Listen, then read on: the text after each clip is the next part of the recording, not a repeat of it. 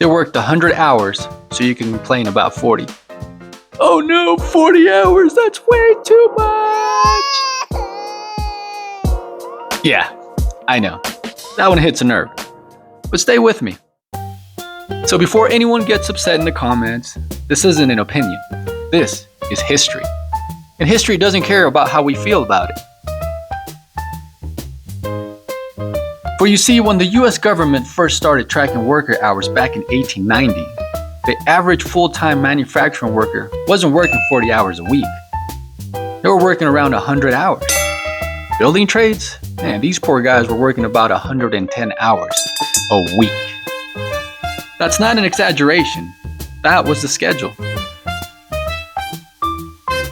A 12-hour day, 7 days a week. I mean, that was normal back then.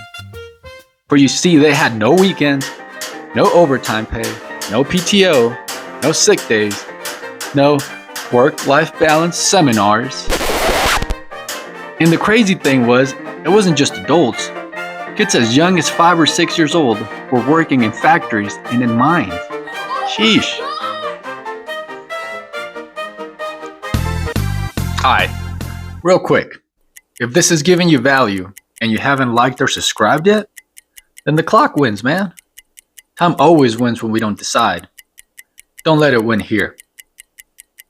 Alright, back to it. And you see, the funny thing is, I have workers that work with me complain every week about working 40 hours a week. About how it's too much, how they don't have time to do this, to do that, how work is too much, how it's ruining their life. If they only knew what people had to work back in the day, maybe they would appreciate what they had today. For you see, back then, that wasn't hustle culture, as it's known right now. I mean, that was survival, man. Now, if you really want to understand what that survival looked like back in the early 1900s, then you have to read a book called The Jungle. It was written in 1906 by Upton Sinclair, and it follows an immigrant worker chasing the American dream. Sound familiar? Only to be crushed by it. Brutal hours, dangerous machines, people getting injured, sick, even dying. Just trying to earn a paycheck, man. That book opened my eyes, and it opened up my mind. Because it wasn't fiction meant to entertain. It was a warning. Sinclair wanted people to feel the pain of the workers. But instead, the public freaked out about the food. He famously said, "I aimed at the public's heart and by accident hit its stomach." And see, that reaction tells you everything. People didn't care until they were affected. That outrage led to food safety laws, inspections, and eventually worker protections. But you see, nothing changed until suffering became impossible to ignore.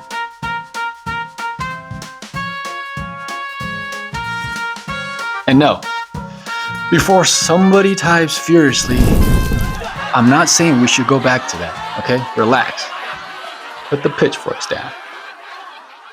For you see, before the 8-hour day existed, work meant 10 to 16-hour days, 6 days a week, sometimes every single day of the week.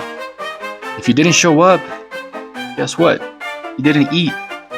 That was the deal, man. For you see, this didn't change because companies suddenly became generous, or they felt bad for the average worker. No, man. Workers actually had to fight for it. And in 1916, the Amnesty Act introduced the 8-hour day, but only for railroad workers. These guys lucked out. But in 1926, Henry Ford tried something radical, a 5-day, 40-hour work week. Can you believe that? People thought he was crazy. Turns out, it actually worked. By 1938, the Fair Labor Standards Act made 40 hours the standard for many workers. So understand this. The 40-hour work week wasn't gifted. It wasn't free. It wasn't given to us. It wasn't some random event that happened. No, my friend, it was earned. So let's jump in the old time machine and let's fast forward to today. For you see, I was talking to a younger coworker, Gen Z, digital native, born with Wi-Fi, never heard a dial-up scream for its life. And he says, man, I don't know how people do it. Working 40 hours a week is just a lot, man. So I said, cool, totally valid. I understand where you're coming from, but let me ask you a quick question. You've got more power in your pocket than NASA had when they landed on the moon. But the second it freezes, you lose all emotional stability. So he laughed, I laughed. But I mean, here's the thing, man. I'm not mad at him. He's not lazy. He's not weak. He just grew up in a different world. But you see, that's why perspective matters. Because comfort changes the conversation. And when you don't understand the cost of what you have, you start feeling robbed by things that are actually privileges. For you see, someone paid for your weekends. Someone paid for your limits. Someone paid for your comfort. The older generations, the generations that came before us, they worked the hours. They fought the battles. They built the world you're standing on. So don't take that for granted. For you see, now it's your turn. You can complain about 40, or you can use it.